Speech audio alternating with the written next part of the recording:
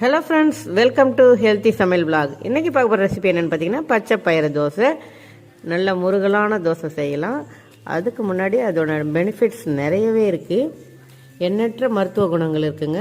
Protein, carbohydrate, fibre போன்ற உடலுக்கு தேவையான ஊட்டச்சத்துக்கள் நிறையவே இருக்குது. குறைந்த கொழுப்பு இருக்குது. இதில் ஆக்சிஜனேட்ரியாவும் இருக்குது. காயம் வீக்கெல்லாம் இருந்ததுன்னா உடனே குணப்படுத்தும். அதனால் இவ்வளவு அருமையான ஒரு தோசையை நம்மளும் வீட்டில் செஞ்சு குழந்தைங்களுக்கு பெரியவங்களாம் கொடுக்கலாம். வாங்க, இப்போது ஒரு பவுல் எடுத்துக்கோங்க. அதில் 1 கப் பச்சை பயிறு எடுத்துக்கோங்க. 1/2 கப் இட்லி அரிசி சேர்த்துக்கோங்க. ஒரு 1/2 ஸ்பூன் வெந்தயம் சேர்த்துக்கோங்க. இதை நல்லா 2-3 தடவை தண்ணி சேர்த்து நல்லா அலசி க்ளீன் பண்ணி எடுத்துக்கோங்க. இப்போ ஃப்ரெஷ்ஷான தண்ணி ஊற்றிக்கலாம். ஓகே, இதை ஒரு 3 மணி நேரம் இல்லைன்னா 4 மணி நேரம் ஊற வச்சுக்கோங்க. ஒரு 4 மணி நேரம் ஊற வச்சிங்கன்னா நல்லாவே ஊறிடும். பாருங்கள், சூப்பராக ஊறிடுச்சு. இப்போ இதை தண்ணியெல்லாம் வடிகட்டி எடுத்துகிட்டு இதை ஒரு மிக்ஸி ஜாரில் சேர்த்துக்கோங்க. இதை ஒரு 2-3 முறை பாதியாக போட்டு கூட அரைச்சி எடுத்துக்கோங்க. கிரைண்டரில் சேர்த்து கூட அரைச்சிக்கலாம். நீங்கள் இன்னும் நல்லாவே அரைக்கலாம். சேர்த்துட்டு ஒரு 3 பச்சை மிளகாய் சேர்த்துக்கோங்க. ஒரு துண்டு இஞ்சி சேர்த்துக்கோங்க. 1 ஸ்பூன் சீரகம் சேர்த்துக்கோங்க. கொஞ்சம் பெருங்காயத்தூள் ஒரு 1/4 ஸ்பூன் சேர்த்துக்கோங்க. கல்லுப்பு ஒரு 1/2 ஸ்பூன் சேர்த்துக்கோங்க. சேர்த்துட்டு இது நல்லா மைய அரைச்சிக்கோங்க. நல்லா 2-3 ட்ரிப்பு நான் இருக்கிற மொத்தமாகவும் அரைச்சாச்சு. இப்போ இதை நல்லா மிக்ஸ் பண்ணிக்கோங்க. இது உடனே செய்யலாம், ஊறணும்லாம் இல்லை. நல்லா கட்டி இல்லாமல் மிக்ஸ் பண்ணி எடுத்துக்கோங்க. நல்லா கலக்கிக்கோங்க.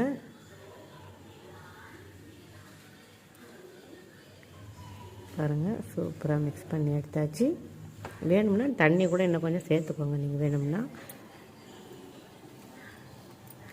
இந்த மாதிரி இப்போ தோசை கல்லில் தோசை ஊற்றிக்கலாம். கொஞ்சம் ஆயில் விட்டுக்கோங்க. மேலே கொஞ்ச நேரம் வேகட்டும். இல்லை ஒரு கலர் சேஞ்ச் ஆகட்டும்.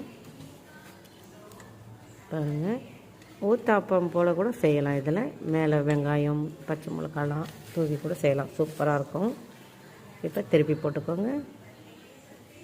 அவ்வளோதான், நம்ம சூப்பரான தோசை ரெடி ஆயிடுச்சு. இதுக்கு நாங்கள் குருமா செஞ்சுருக்கோம். குருமா, சட்னி எல்லாமே சூப்பராக இருக்கும். ஒயிட் குருமா தான் செஞ்சுருக்கோம்.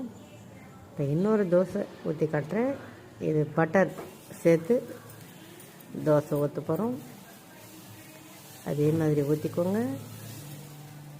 கொஞ்சம் பட்டர் திருவிக்கலாம். பாருங்கள், மேலேயே திருவியாச்சு. அவ்வளோதான், பட்டர் ஆட் பண்ணிவிட்டு இதையும் ஒரு தோசை ஊற்றி எடுத்துக்கலாம். நமக்கு என்ன விருப்பமோ அந்த அளவுக்கு செஞ்சு கொடுங்க. குழந்தைங்களுக்கெல்லாம் ரொம்ப விரும்பி சாப்பிடுவாங்க பட்டர் தோசை. நம்ம சூப்பரான தோசை ரெடி ஆயிடுச்சு. ஓகே ஃப்ரெண்ட்ஸ், உங்களுக்கு இந்த வீடியோ பிடிச்சிருந்தா ஒரு லைக் பண்ணுங்கள், ஷேர் பண்ணுங்கள், கமெண்ட் பண்ணுங்கள், ஒரே ஒரு சப்ஸ்கிரைப் பண்ணுங்கள். ஓகே ஃப்ரெண்ட்ஸ், பாய்.